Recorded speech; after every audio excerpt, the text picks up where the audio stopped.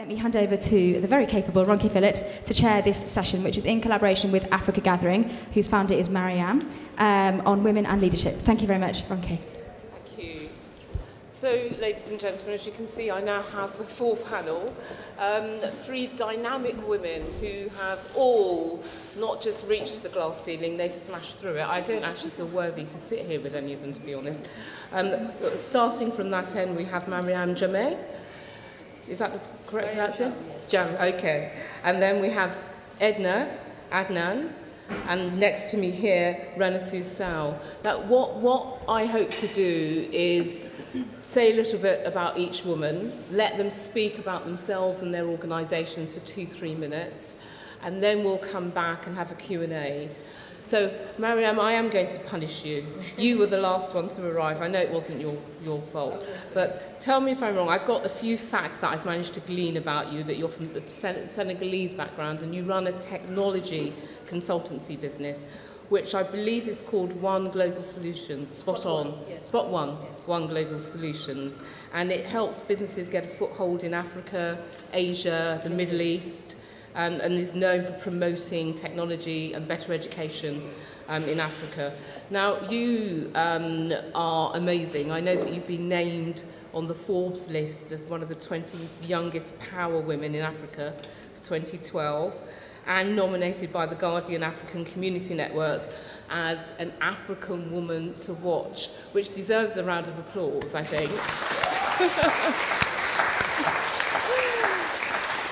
So we're all watching you now and listening, so take it away.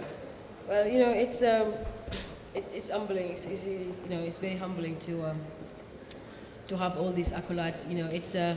If I just look at my background, I didn't have education. I was doing a documentary the other day, and the journalist was crying by the time we finished. I said, well, if you start crying, we're never going to finish the video. So, I just come I came very in a very, very difficult childhood, and I didn't have education until I was 16 years old. So, I think And this is all in Senegal. Yeah, this is all in Senegal. So in Kaolack. So women, being a woman leader, just came to me. I guess, because I didn't have any choice really to, when I was saying to the lady, the journalist, that I had two choices, either to become a prostitute or to do something for myself. So then I chose the option to study hard. So I did a lot of work, cleaning jobs, working bars and restaurants. Just did many, many things really to make it work. And I paid for all my education myself, no mom, no dad, and worked very hard. So, everything paid off when I, had my office in Canary Wharf with 19 people working for me. And for me, I don't even go there. I think sometimes I can't believe in. I was reading the other day. Stephen Fry was saying that sometimes you don't believe in things that happen to you. And I guess everything is kind of like a build-up. And that's why I want to give back to women across Africa. And that's why when I meet people, young women in the continent. I have to give back because, they didn't have, they may have the opportunity to do well in their lives compared to what I had, but I guess I was chosen to do this. I guess all my suffering in my childhood and all the pain I've been through and all those lonely days and cleaning hotels and doing beds and walking the snow in the cold in the UK. Today, it helps me help these young girls in Kinshasa, or all those amazing girls in Senegal. They're not my families, but I have to help them back. It's also helped me to hang around with amazing women. I've got amazing mentors, amazing women mentors who are my moms now, and they represent my dad, represent my family, and we're kind of like a community where we help each other. That's why I created Africa Gathering. Let me just rewind a little bit. How did you, one, end up being in the UK, and two, did you always have a vision to work around IT and technology? This is very funny, but I didn't have any. So I've been into 28 foster houses when I was young. So my mom was, and this is again come from women leadership. When you see leadership in Africa, that's why I'm very focused in that. When you are in some certain class in Senegal, you are. It's very dangerous for women. Women in Senegal, especially in West Africa, it's very dangerous. My mom come from a big family in Senegal, and she was not allowed to marry the man she wanted to marry. So then, they had to give us away just to not shame the family. So, that's so we've been always having rejections in the family since then.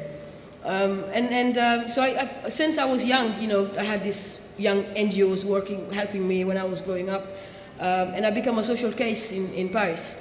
So that's how I studied. That's how I started studying, and I was helped by a Moroccan lady who took me, and that's how I became a very academic person. So, and I was very shy and just study and study. So technology was always something I wanted to do. But I remember this story when I was in the village. When I was with this woman's house, one of the foster houses where, I had to.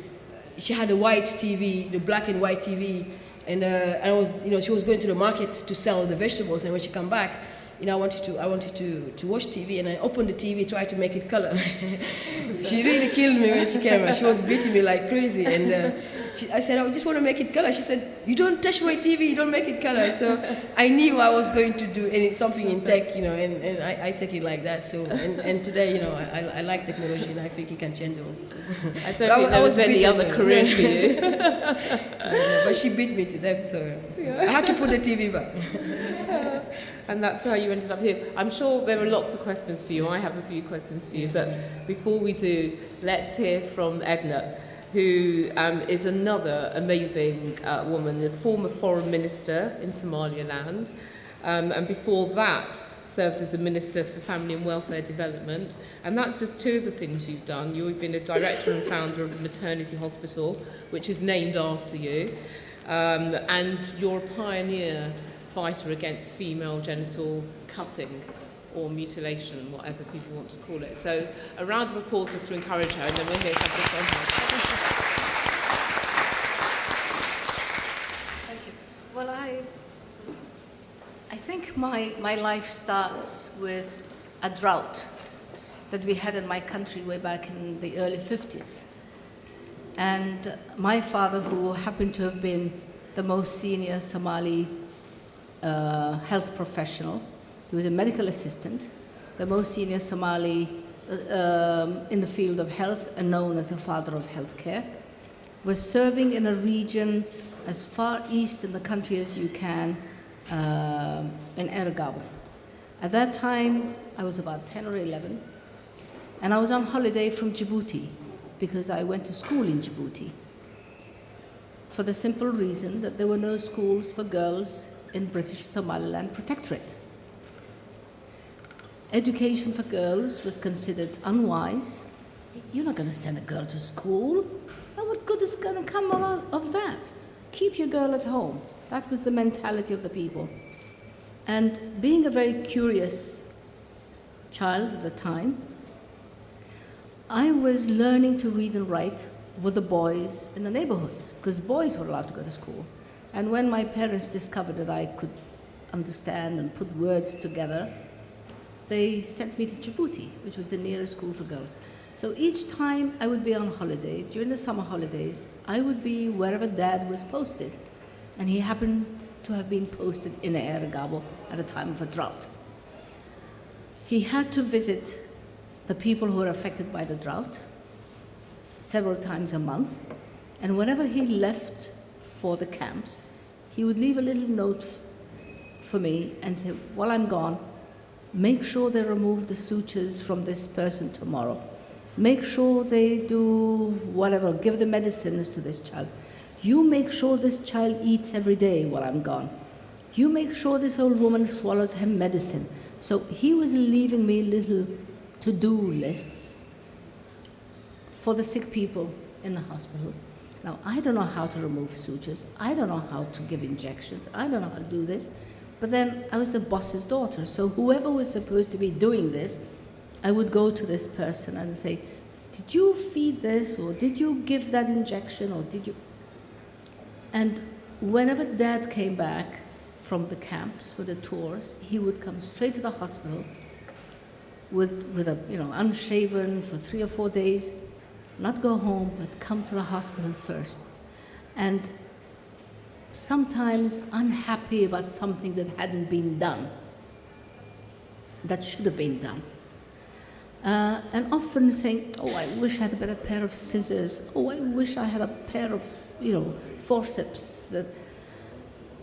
And I just made a mental note that one day I would learn the skills that it took to look after these sick that Dad would have approved of. And one day I was going to build the kind of hospital my father would have liked to work in. So that was really what sowed the seeds in my mind, that one day I would be doing this. You go through school, and in 1953, the very first school for girls was opened. I had just finished my primary education in Djibouti. In the interim, I was a translator for a doctor, and her name was Judith Ash. And Dr. Ash must have whispered in somebody's ears to say, this little girl, I was 13 and a half, 14, has better potential than being a translator. So when the school was opened in Borao for girls, I was conscripted into this as a pupil teacher. I had 28 girls. At 13, 14? Yeah, 14, yeah. There were British teachers who spoke no English, teaching Somali girls, British girls who spoke no Somali, Somali girls who spoke no English, and I was in between. That's how I began my teaching, and that's how I began my, if you may call it, leadership, organizing. And that's the seed that sowed where you were today. Where I'm going I to am stop today. you there, because we've heard where you Yes. began, and I think what we'll do now is hear from Raina. I've called you Raina, I'm sorry. Yeah. Do people call you Raina? Oh, that's cool. Okay. We'll hear from Raina, and then we'll take some questions, because I want people to be able to tease the rest out of you, if you like. So, from Guinea, hail from Guinea, okay, and is so tall she should be a model, don't you think? Founded Make Every Woman Count, which is a group which I think most of us have heard of, but never met the person behind it all. So, and that's a group of women who operate out of Africa, America, Europe, and use their passion and experience to promote the rights of women and girls in those countries. And you have a background which includes working for the UN, the World Health Organization, and UNICEF. You tell us more. Well, where to start? Well, what inspired you? We've heard that both our other panellists were inspired as children. Was there something that inspired you as a child? Yeah, definitely. I mean, when I was quite young, I would say 12, 13 as well, anytime I would go to school in my neighborhood, I would see little girls doing housework. And I did ask my mom, well, why they couldn't go, they have got same age as why they can't go to school, you know? And I found out because they can't afford it, and also the parents, those girls are from the village, so they can't afford to go to school. So I think that's why I decided, well, I don't know a lot, but the little bit I know from school, I'm going to teach those young girls anytime I come back from school. So I set up evening classes. From 6 to 8 p.m., I had to, I would teach those young girls whatever I have learned at school. But I had a few conditions from the parents, which was you have to make sure they do the housework first before they do you teach them, which we're able to respect. And I think for me, that's where my passion really comes from. It's about looking at those young girls who were so passionate to study, but they couldn't afford to go to school. And I started there, and I worked for UNICEF, worked for the Guinean Children Parliament, where I was a Minister of Women and Girls, where I was, going through the country, doing a campaign on FGM, girls' education, and all that. And when I moved to the UK, I finished my studies, so I decided, well, how can I make a difference? I have my whole life, I always wanted to work on women or human rights, make a difference in people's life. But as someone who finished your studies, you do not have money, you broke, you don't have relation to get you there whenever you want, and I guess to get you a job where you're able to make a massive difference is really hard, because most of the starting point is that, you get little jobs, and by the time you get to the point where you really want to make an impact, you lost the momentum. So I decided to start this organization, which all I needed was a laptop and internet, and I knew I would have that. So I sat in my room where I started this website. I just noticed that one of the things we neglect a lot when it comes to women issues is access to information. because we do the work and we do assume that they already know what is being done, but that's something we forget a lot. Information is really a big issue when it comes to women work.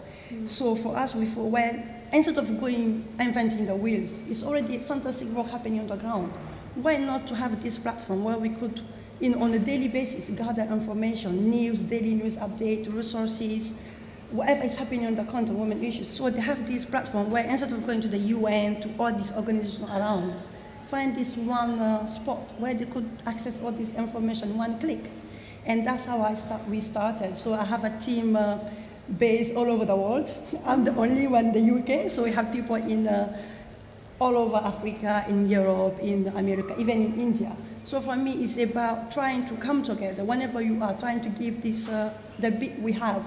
Because whenever we are, we could make a difference. It's either you have to, you want to do it or not. There's always a way with technology today, and we're trying to use it that way. So we are, one of the things we really do that many organizations don't on the ground is we do a report where we monitor African government, which is a bit crazy. We monitor all the 55 countries every year on education, on violence against women, on political participation, on women economic empowerment, and another one I can't remember. But every year we do this report. We started in 2011. So why are we doing this? Many people think, well, it's a lot of work, obviously access information and stuff, but we think one of the issues we have on the continent is accountability. Yeah, holding them to account. Yes, and that's when it comes to government, when it comes to daily work, whatever it is, every problem we have in Africa is accountability. We don't really hold accountable our government. So we thought in 2010, the government in Africa launched African Women's Decade. So for us, I just, okay, well, if they have come together and decided we give 10 years to women in Africa, we have to make sure we hold them accountable for that. And this report we do every year is to showcase what they have done, what they haven't done, and we send this report to women on the ground who use the report to lobby their government. And do the governments respect that report? Do they recognise you as an organisation? Recognize us, we're still young, we're 3 years old, we still don't have money. So I think it takes time but I think the report, because it's one of its kind, it's really gaining momentum. So now it's something that organs are using, but we also get women's rights, women groups in Africa who send us email to thank us how they have been using this report to lobby their government, to say, look, this is what you haven't done or you have done, because we don't have a data, we don't have a way to compare things. How can we see how far we have gone or how far, where we come from, where we're going? And that's really, really important when we talk about women issues, not just putting project on the ground, but also monitoring work that is being done and holding our government accountable. Okay, listen, I'm really conscious that one, that time's marching on, and two, that this is called Women in Leadership. And I just wondered, it may be a controversial question, but do we think that leadership is different for African women? All of you are at the top of your game. Is it different being an African woman and dealing with leadership than it is being a Caucasian woman? Do we have special or different demands on us? I wonder, what do you think, Miriam? No, I don't think there's a difference. I think all of us, all women, we face the same problems. We cry the same and we get hurt the same. When we get dumped, we say, hey, I don't have a boyfriend. we feel the same issues inside. But I think that the advantage of being, somebody living in Europe here, a woman in Europe, either you African or non-African, is that you have access here. You have access to information. You can do whatever you want to do if you really put some time and effort into it. And you have the system supporting you also. But when it comes to African women living here or African women living in Africa, we don't have the right system sometimes in place to help us. And we don't also have the sisterhood I always call up, and it's quite difficult. It's all in the surface. We try to work together in the continent, but we actually don't work together in deep, which is something I always advocate for us to work more together. But there are some examples of, we have so many women network in Africa, so many women, you can count in thousands, but they're not sustainable. and they don't produce good results when it comes to women development in Africa. I don't know what is that. I try to put that on a deficit of trust maybe, and different cultures, different religions, maybe, I don't know what it is, but it's quite different. Leadership here, for me, I mean, living in the UK, I feel free, I feel independent, and I feel I can write things about the thing that concerns me.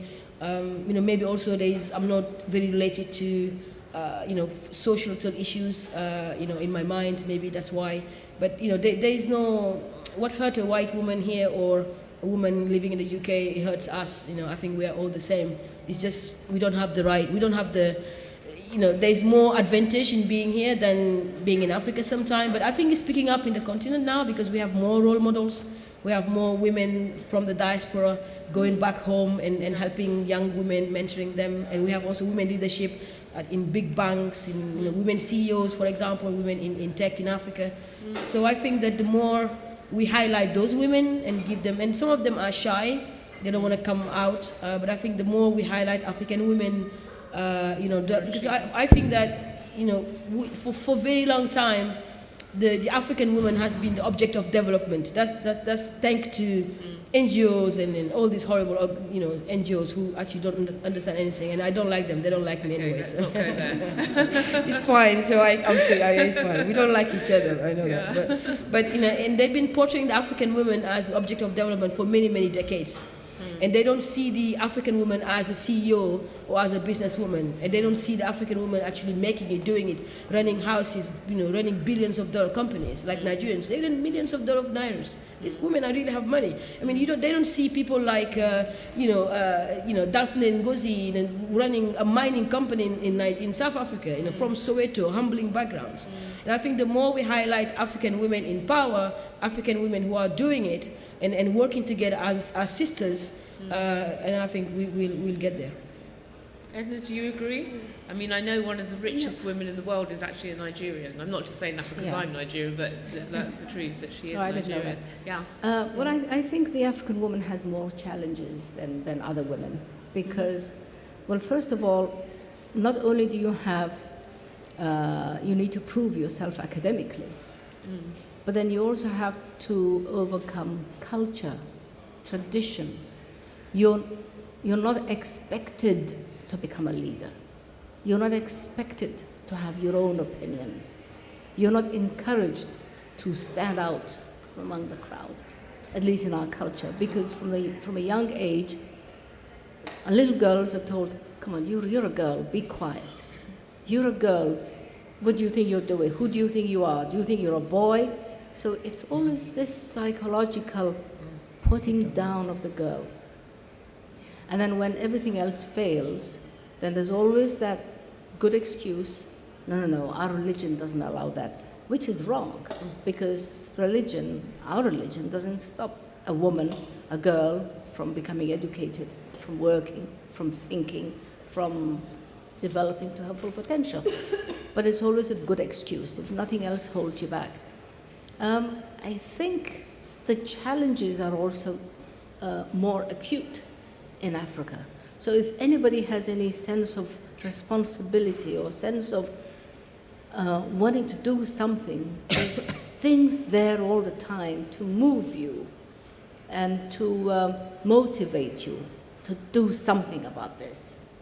And there's so few people doing something about the problems of Africa that the few who feel concerned, that are motivated more forward to do something about it. And then there's the economic. You're uneducated, you have no income, you have no money. Whatever your family owns belongs to the male members of your family. So you have limited access to education, you have hardly any access to resources. The culture is against you. The tradition and a well-brought-up girl doesn't talk in public. You're not going to pick up a microphone and speak to people. I mean, this is always something that is there that you have to overcome. So my answer is yes, women in Africa have more of a challenge towards leadership, to become leaders. And then the few who make it, then become excellent leaders, like the few you have mentioned. And there's great women in Africa. For instance, a great woman who inspired me was from Nigeria when I was nursing, and she spoke so well and she spoke so confidently, and I thought, one day I'm going to speak like her. I am still not able to speak like her. I think you are. But she was a great inspiration. Because you see, we lack role models. Yeah. There are too few role models. But they are breaking through. But they're Miriam breaking said. through with Yes. For me, when I talk about women leadership, one of the things we do on the website, we monitor women political participation. Every time there's an election in Africa, we try to monitor how many women stand, how many were elected. Why are we doing this? Because I think when you talk about women issues, we neglect a lot women in decision making, women in the government. And I personally think that's where the policies are made. If we not there at that table to have our word, our say, all the decisions will be made without us. Yes, we may have a lot of businesswomen, which is fantastic, and for me it's really important. We may have women who have got, all this power, but it's all start from the government. So we have to make sure we have got a lot of women who could talk for the one who are not there. But that's something is quite neglected on the country, which is coming back now. Like countries like Senegal, Algeria, Rwanda, we all know. Few countries are really coming to have a quota where we have a certain percentage for women. And then some people would say, well, quota is not so because we don't have the women who have got the, who are really capable to do it. That's not true. There's some fantastic women on the ground, but we have a problem of culture that is here, that men see women as you stay at home, that's your place. And for us, in order to bring those who are capable to that table, we have to have a temporary measure that is out there. So men get used to have a woman in the parliament struggling and fighting with. And then when it comes to removing those quotas, where anyone could be in. But unless we have that, we still want to have maybe 20 men, 1 woman. So that's why it's really important. When you come to education, there's so many organizations on the ground working on education. But I know when I was little, one woman who made a difference in Guinea she was Minister of Education at the time. And there were a lot of men. We never had that girls at school. And she arrived for the first time. We had that thousands of girls. That was her first campaign. That was her focus. And today she's well known. Because we're living in very challenging times at the moment. We have Malala, who was shot just for wanting an education. In Nigeria, in the north, we have Boko Haram. We can see what's going on with the Islamic State, and all of them are saying education for girls, at least, is not acceptable. So, I mean, it almost sounds medieval. They want to go back. So with those challenges, I mean, it's even more difficult, isn't it, for women to break through the glass ceiling? Yeah, but I think that the education for girls is a very bad term for me. And what the NGO in our does. countries, the countries that we come from, education for girls is still, as I was saying, it's still a challenge for girls but they need to practice from that. Villages to get an education. You're absolutely right. But the NGOs in the UK here, when they say education for girls, they mean something else. Oh yeah, of so course. That's what. So when they say education for girls, it need to be pragmatic education for girls in Senegal, for example, in Mali, in Burkina Faso, in Guinea. But they don't do that, and they run a program around women, around girls like that, and it is not sustainable. And so now I think we need to start monitoring. Maybe that's why the Make Women Fight is an important organization, that we need to start monitoring what education for girls means on the ground locally for these girls, because it's hurting the Boko Haram girls. We can't find those girls. Until now we can't find them. It's terrible. It is terrible. Sorry, Edna, you wanted to add something. I'll come out to the audience in a moment. I'm being greedy here.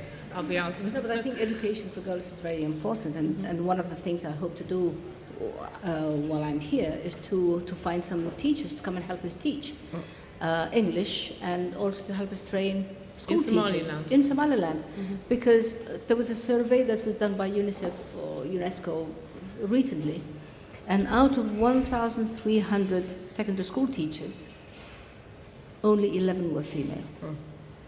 But that's almost zero. When we have a training course in my hospital, and we advertise that we're starting a new course for nurses or midwives or lab technicians or whatever, we get about 300 or 400 applicants, girls, come to apply to these courses. and I'm going to take about 30 or 40 at the end of it. So we go through this process of interviewing them, scrutinizing their background, their schooling, their certificates, and then doing a written exam.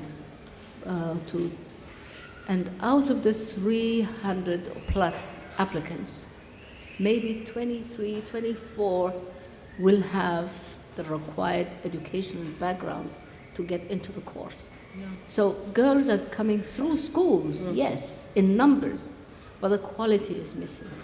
And the way I see it, they don't have enough school teachers. They don't have enough women school teachers because they're churning out girls out of schools who don't really have an education. Because they're having to do the housework before they come or after they come. I really mean that seriously. If you wanted to leave a legacy and a bit of advice to the next generation of women coming up, what would that be? I think my legacy, if I die today, I would like to find, I would say so many women in school. I would like to see so many women who are, so many African women, young girls, especially in Senegal. Maybe it's happening right now because we have a massive network right now in Senegal for women in tech. It took me 2 hours to create. And you need to check them out. They call it Jigen Hub. They've got 200 girls right now, and they're going all the way to universities to get now. They're creating this representation. So if I die today, and all you need to do think about me is that Mariam wanted to find girls who are into education and tech in Africa, women representation, women in tech, women CIOs sitting down in boards, coding and really talking about technology and innovation in Africa. So that's what I want. Okay. I'm not wishing anyone dead here, but I was just You never know. We will all get called to other functions elsewhere sooner or later, probably sooner with me than with some of you. But the legacy I would like to leave behind is to leave a sense of responsibility with everybody I get in contact with. We all can contribute. We all must contribute something. In whichever way we feel and we think we can. Don't turn your back. Don't say, I don't care. This is not my problem. I have nothing to do with this. I didn't cause it. We are part of this world, and we have that responsibility to do something about it. And if in my lifetime I have inspired enough people to train as midwives and to help women in Africa to have fewer complications associated with their pregnancy, then I think my presence on this planet would have been justified, because far too many women are dying of causes that no woman should die of in this day and age. Women deserve better care during pregnancy. Our women deserve better care when they're having a baby. Our women have a right to expect maternity care as minimal as it can be, but they need to have it from somebody who's been taught and trained in the care of women. Thank you so much. I think I have a mostly message to my, young people like me, who are quite a lot of them in this room. I just want us to see beyond what is happening today in the continent. There's so many organizations working there when it comes to girls' education and things, but is it 1,000, 2,000 numbers enough? It's not. I think we have to see behind those numbers. We have to do the job ourselves. We cannot rely on people coming from anywhere to do the job, because one, they're not going to tackle the problem at the root causes. They come and hoover on top of it, and we go back at the same problem every year. So how we could see beyond number? How can you see, instead of putting 1,000 girls, putting millions of girls, which means influencing policy, but also looking at the situation at a wider angle. So yes, the road, there's still a lot of barriers out there. It's not easy. There's a lot of work, but as the children of the continent, we need to do the job, and we need to see more than other people are able to see. We need to be able to be a role model for the younger generation. Whatever we're doing today, if we give up, they're going to give up, because they would think, well, it's not possible. So whatever we want to do, let's have a hope that there's a young girl there who is looking at us, who would be, using us as a role model. And that's something we underestimate a lot. But it's really important to have a role model. It opens so many doors to you. So it's hard. It's never easy to make a change. We ourselves took a journey where it's something completely different. yes, it's not easy to get funds to do the work we need, to do the resources, but that doesn't mean that it's not having an impact or it's not going to be, it's not something people are, really enjoying or really taking advantage. So my, message to young people is like, let's not give up and let's remember that it's never impossible. It's possible. So if I can glean something from all of you, we're saying, look, men are part of the solution, education is key, and our future is in our hands. Ladies and gentlemen, our awesome panel, a round of applause for all of them.